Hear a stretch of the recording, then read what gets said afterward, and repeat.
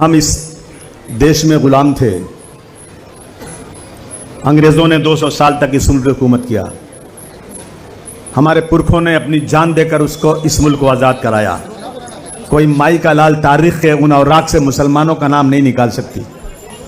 मैं उस दिन पढ़ रहा था, एक वक्त इस मुल्क में ऐसा आया था। मैं इन फ़िरका परस्तों को बताना चाहता हूँ कि हमारी कुर्बानी इस मुल्क में क्या है। जब उलमाए कराम जो दाढ़ी वाले कुर्ते वालों को ये कहते हैं ना कि दहशतगर्द हैं, यही उलमाए कराम एक एक गांव में जाकर अंग्रेज़ों के खिलाफ शीशा पिलाई हुई दीवार की तरह खड़े हो जाते थे, अंग्रेज़ों के दांत खट्टे कर देते थे। अंग्रेज़ थक गया कि ये जो मुसलमान हैं दाढ़ी कुर्ता वाले उलमाए कराम हैं, ये इस मुल्क में हमारी अंग्रेजियत को बढ़ाने में बहुत ज्यादा तकलीफ दे रहे हैं। उन्होंने अपने मालिक से ब्रिटेन में, लंदन में बात किया कि हम क्या करें, मुसलमान इस मुल्क में हमारे हर जगह आकर एक पहाड़ की तरह बीच में खड़ा हो जाता है। यकीन जानिए एक वक्त ऐसा भी आया कि उस सारे मुसलमानों को कत्ल कर दिया गया, उलमाओं को शहीद कर दिया गया। किस लिए? कि वो इस मुल्क को आजाद करवाना चाहते थे।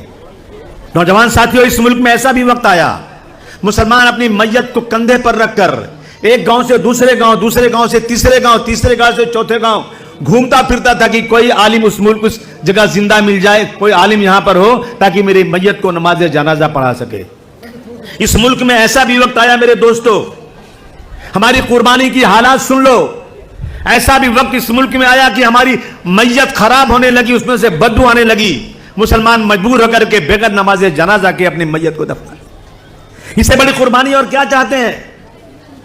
जब गुलिस्तां को खून की जरूरत पड़ी, सबसे पहले गर्दन हमारी कटी। अब ये कहते हैं या अहले चमन, ये हमारा चमन है, तुम्हारा नहीं।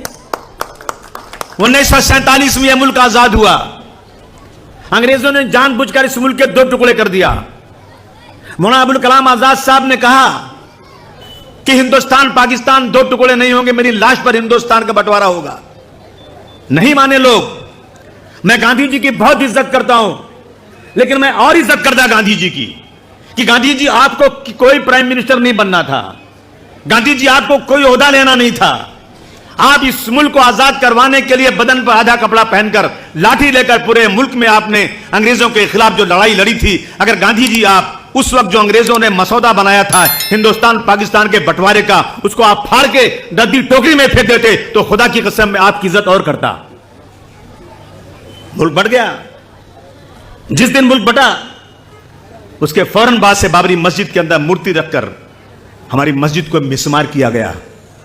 हमने बर्दाश्त किया, हमने बर्दाश्त किया सब चीज।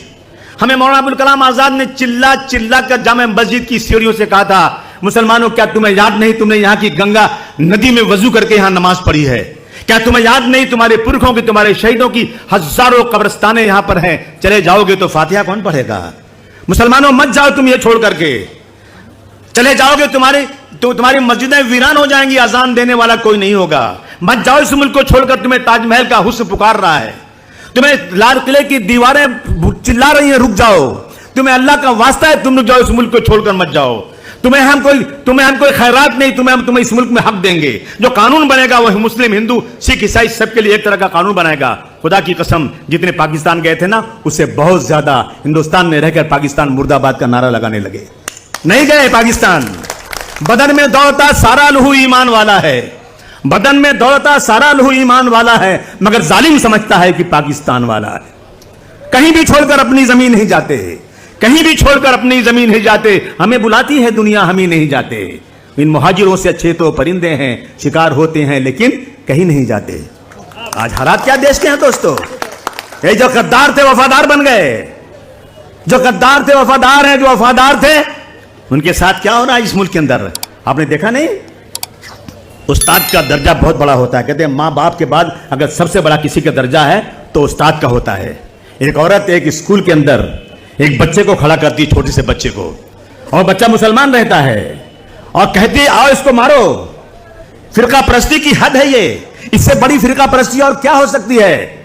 बच्चा स्कूल में जा रहा है, वहां पर ड्रेस कोड है कि पता नहीं चले कौन गरीब है कौन अमीर है, पता नहीं चले कौन हिंदू है कौन मुसलमान है। वो पढ़ाने वाली टीचर जिसका दर्जा मां बाप के साथ बहुत बड़ा होता है, उसने बच्चे को स्कूल में खड़ा किया और कहा आओ हिंदू बच्चों इसको मारो।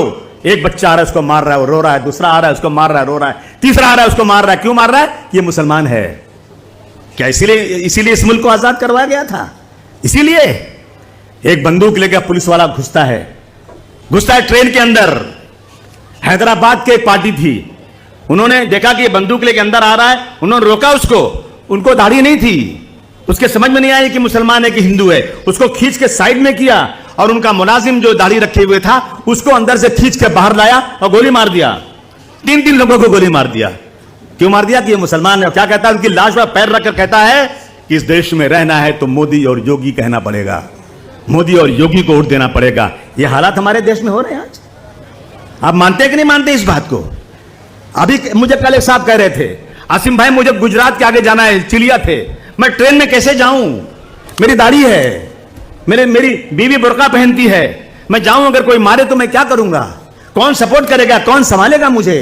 आज ये हालात देश में हो गए हैं, जब जिसको चाहा उठा के मार दिया। महाराष्ट्र के नंदुरबार में ईद ए मिलाद जुलूस के दौरान और देश के अन्य हिस्सों में गणपति जुलूस के दौरान हुई झड़प और पत्थरबाजी की घटनाओं पर समाजवादी पार्टी के नेता अबू आसिम आजमी ने बड़ा बयान दिया है। आजमी ने इस घटनाओं पर बोलते हुए कहा है कि एक्शन का रिएक्शन होता है, जबकि ऐसा नहीं होना चाहिए। उन्होंने कहा कि मैंने कई बार सरकार से मांग की है कि मस्जिद के सामने जुलूस में ढोल पटाखों पर पाबंदी लगाई जाए, लेकिन ऐसा नहीं हो रहा है।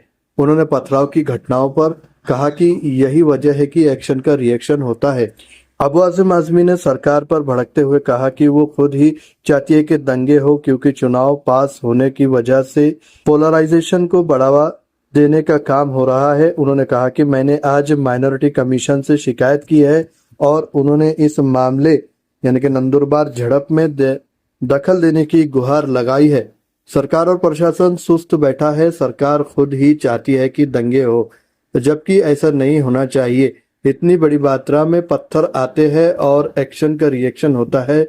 चुनाव सामने है, इसलिए सरकार पोलराइजेशन करने के लिए इस तरह की घटनाओं को बढ़ावा दे रही है। अबू आजमी ने बीजेपी नेता नीतीश राणे के बयान पर भी प्रतिक्रिया दी है। सपा नेता ने कहा कि नीतीश राणे ने कहा कि 24 घंटे पुलिस को छुट्टी दे दो और मैदान में उतरो।